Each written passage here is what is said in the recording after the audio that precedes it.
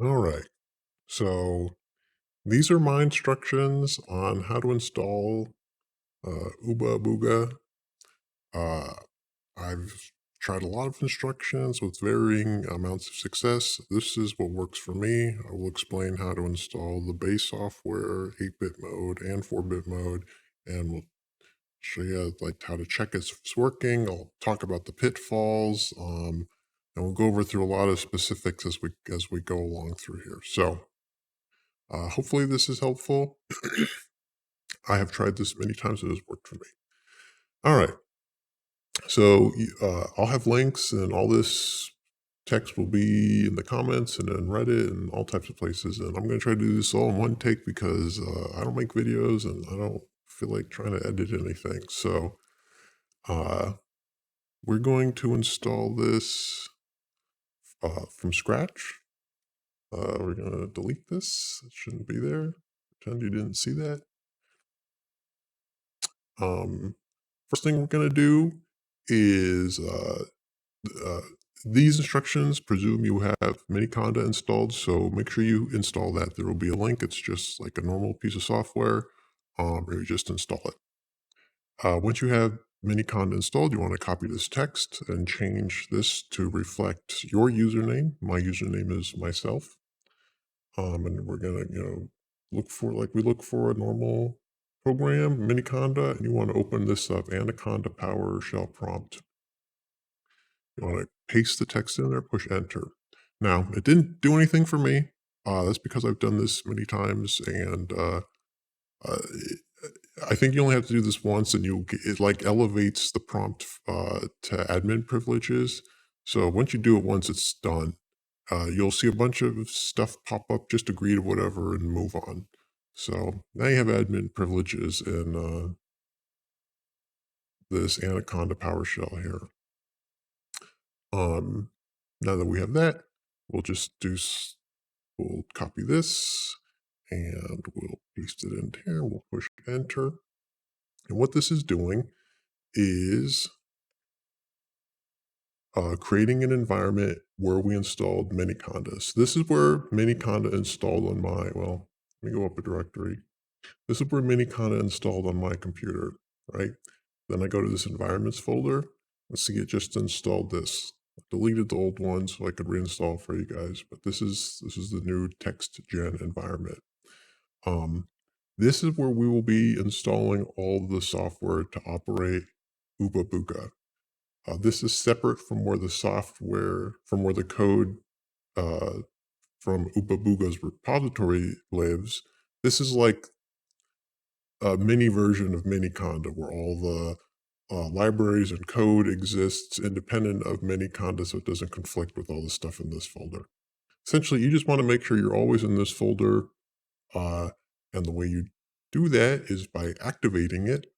So we've just created the text to gen environment and we'll be activating it. So we copy and paste this and we push enter. And notice how it went from base to text gen. Now, when we run commands through the PowerShell prompt, we'll be editing stuff in the TextGen folder, not the Miniconda folder, which is what you'd be doing if you were in the base folder. So make sure you're in TextGen, because you could maybe delete something or override something. I don't know. Just avoid it. Okay. So now the next piece of text that we put in here is this.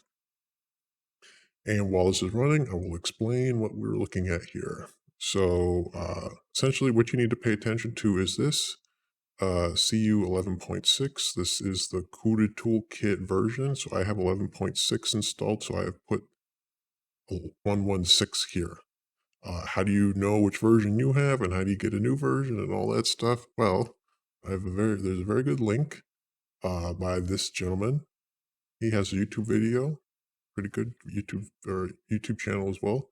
I use these instructions quite often. This tells you how to find which version you have.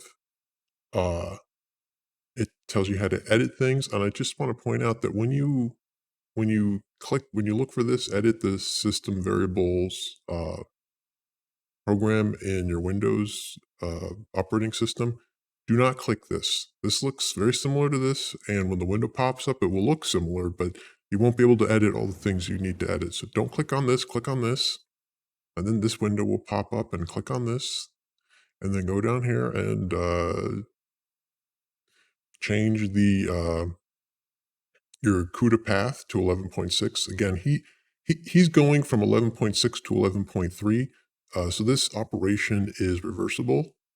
So if you're at 11.3, go up to 11.6. If you're above 11.6, go down to 11.6, and you can find out how to install the different CUDA versions here. And once you have it installed, you just make sure that the CUDA path reflects 11.6.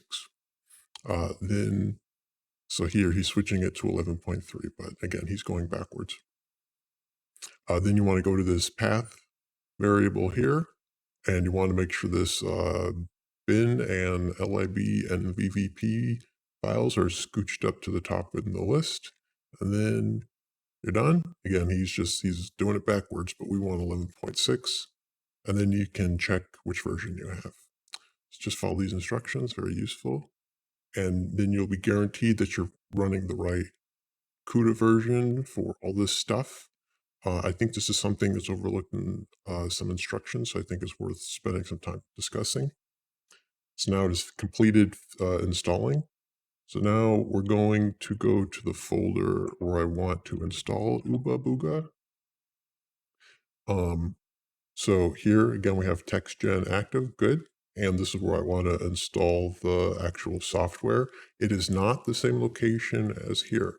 So this is going to install it here, which is different than here. Again, this is just all the Python libraries and all the stuff that tells the code how to it's like the knowledge for all the code. The knowledge exists here, the instructions to operate it exist here.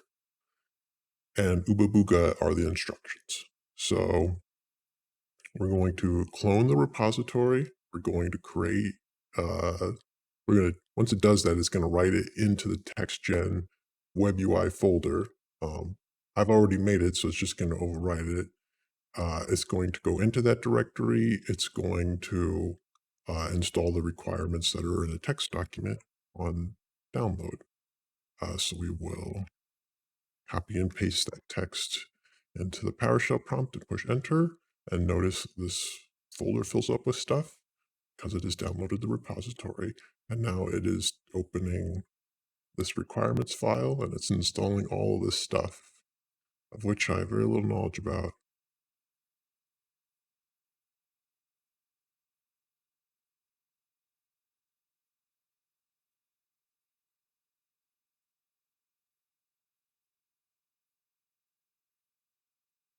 This takes a few seconds, not too long, but if you want to skip ahead, like I said, we're doing this one take.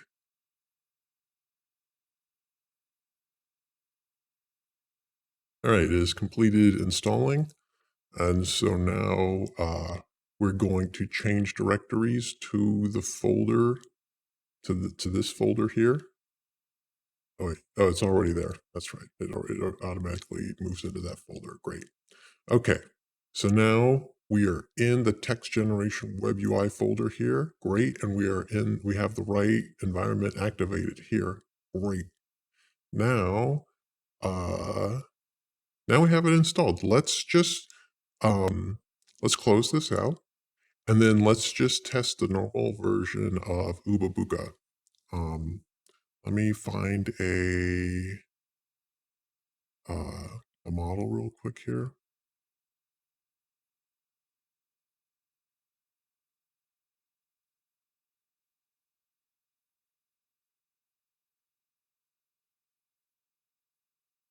All right, we'll just grab a random model here. All right, so you can get models from a lot of places. Hugging Face has a lot of models. If you go to the GitHub repository for Oobabooga, there are links for various models, and he has good suggestions. So I copied a model, and we're going to paste that model into our models folder. Great. This model is called CodeGen 6B Mono. This is a code generating assistant model, so helps you make code. Um, Pretty cool. There's a lot of models that do various tasks on Hugging Face. Um, so now we want to run this model. So I'm clicking on this icon, but this icon is just the shortcut for the miniconda and the PowerShell prompt. So you can use this quite often. I would suggest making it readily available as well.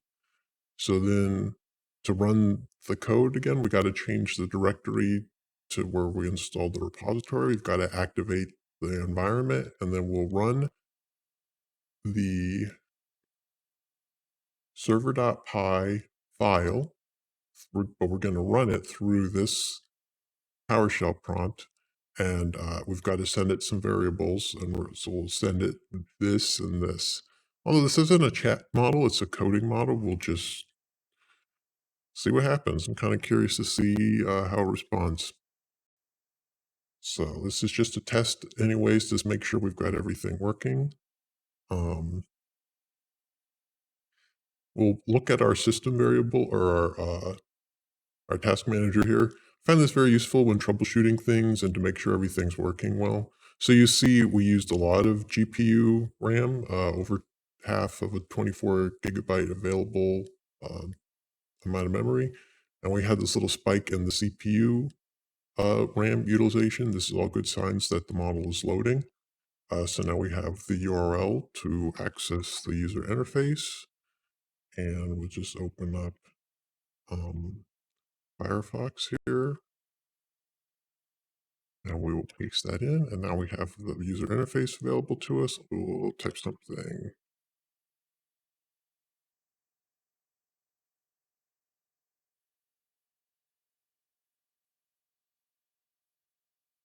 Don't put too much stock in the response. Again, this is a programming model, not necessarily a conversational model, but it's responded in some way. The point is, it's working. There's no weird errors here. Nothing is died on us, which is good. So everything has successfully worked. Congratulations, you've now installed Oobabooga, uh, I guess the stock version. So now we will update it to do the 8-bit version. So to do that, we're going to go to our environments here. So our TextGen environment, we're going to go to the lib folder. Then we're going to go to site packages, and we're going to go to bits and bytes. So what do we do here? Well, this wonderful person has put these instructions up. Well, I think these are very good instructions. I couldn't get them all to work for me, which is, part of the reason I'm making this video, just to give people more options to try to install the software. And I haven't seen anybody do it my way specifically. I didn't come up with this necessarily, but I pieced together a bunch of issues from the GitHub repository to figure this out. So we're going to follow his instructions. We're going to download this DLL file. So I've got it already on my desktop here. And we're just going to paste it right here into the bits and bytes folder. Great. And then we're going to go to CUDA setup. We're going to go to main here. Squeeze a little more real estate out of my screen.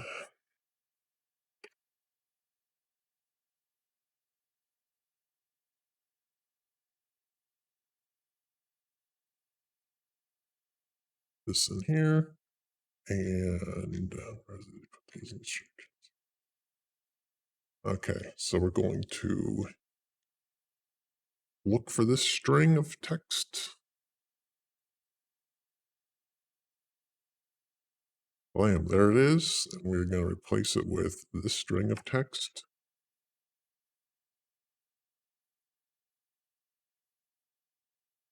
Great. It has been replaced. It's just this one line of code. You can see it's just one line there. All right, now we're going to grab this piece of code.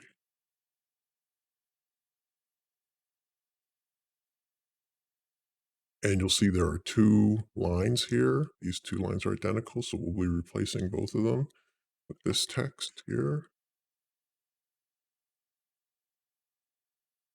Place and replace. Great, we're done. So we have successfully edited all of the bits and bytes stuff, and let us check to make sure that we are running, that we can run in 8-bit mode. So to do that, you just tell it load in 8-bit as one of the instructions and put it in the PowerShell prompt.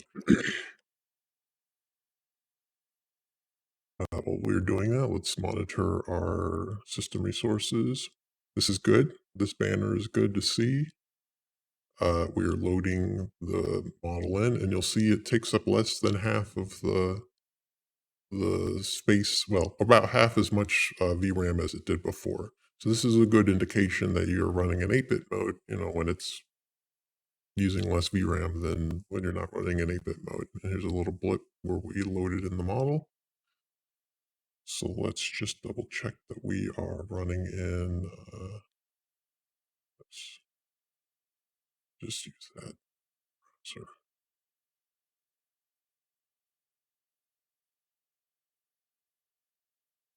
Not at that step yet. All right, so here we are. Let's clear the history. Let's ask the AI how it's feeling. And great. Wow, look at that. It's even trying to give us a little bit of code there. Again, don't worry about what it's outputting. The fact that it's outputting at all and that this is working, great. You'll see this, it's like a warning, it's not an error. So just, I don't know, whatever this means, it doesn't matter. It doesn't hinder the functionality of anything. Okay, so now we have 8-bit mode working. Congratulations. I hope you've gotten to this step at least. You haven't done too much. So the next step is let's open up our PowerShell prompt again. Let's change directories to where we installed the Oobabooga code. Oops.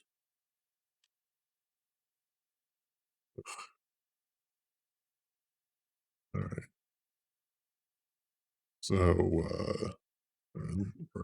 we're in there now. We're going to activate our environment. And we're going to create a directory, or we're going to make a directory called repositories. It's going to change the directory to that repositories directory. It's going to clone this repository. It's going to change the location of the PowerShell to where it installed this. So let's just copy this code.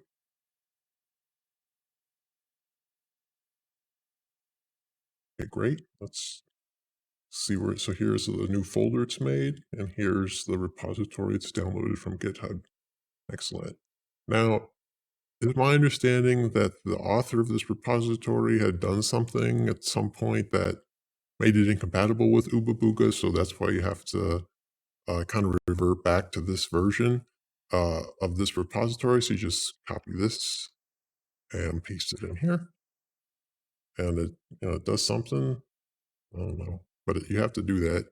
All right, now we're going to copy this and we're going to install all of the requirements that are in this requirements text file. We just give it a minute.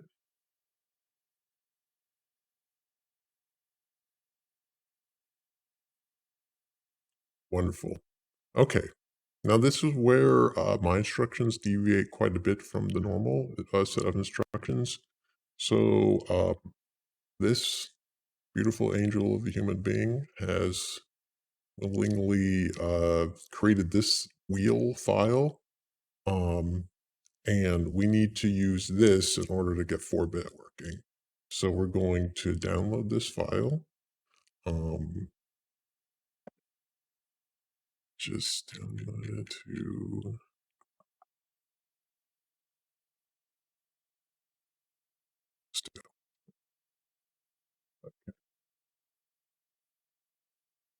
So we've downloaded the file. We're going to unzip it. Okay, let's just delete the zipped version here.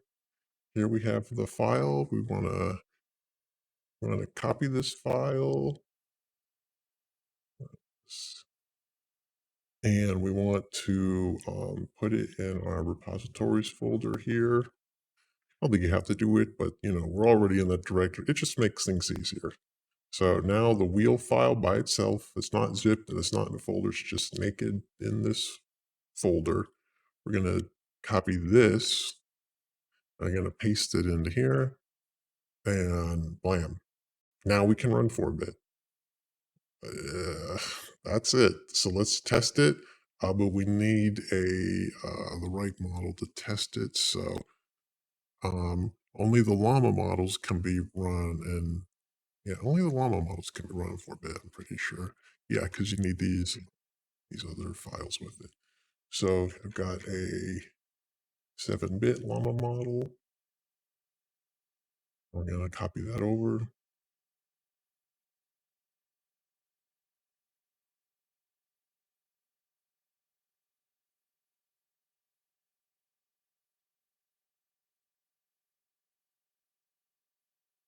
Okay, so in order to run the llama models in 4-bit mode, you need the llama model itself. So this is what it looks like. Note too that notice how this is spelled with the capitalization. This is how it originally was, and this will no longer work. So you need to just edit this file so that the capitalization looks like that. Just make sure you do that.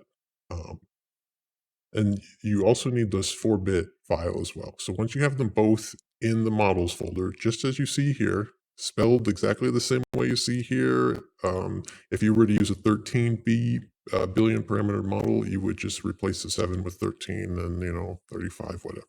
So make sure it looks like this. Now we can run this in 4-bit mode, which is this is how you do it. You just you put this in the text you send through the PowerShell, QPT, GPTQ bits 4.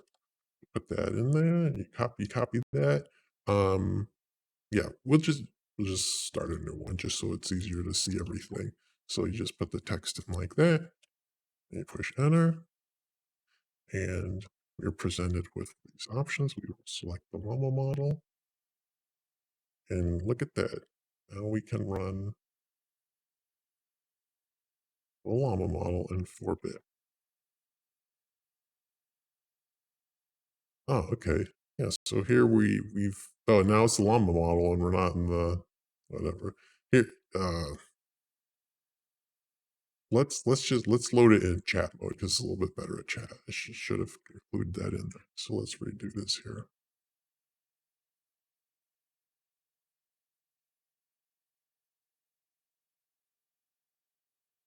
Oh, and while it's doing it, let's look at our system resources. See, very little memory is being used, even for a 7 billion parameter model like this.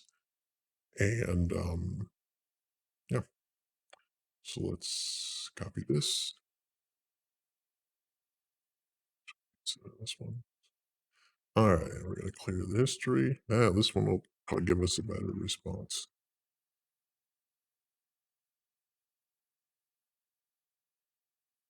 Oh, well, it's pretty sassy right now.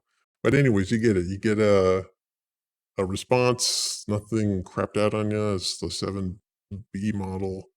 Um, yeah, you can use LoRa's and everything with this. If people like this video, I can make other videos about how to use the software and everything else. So thank you for watching, and I hope this helped.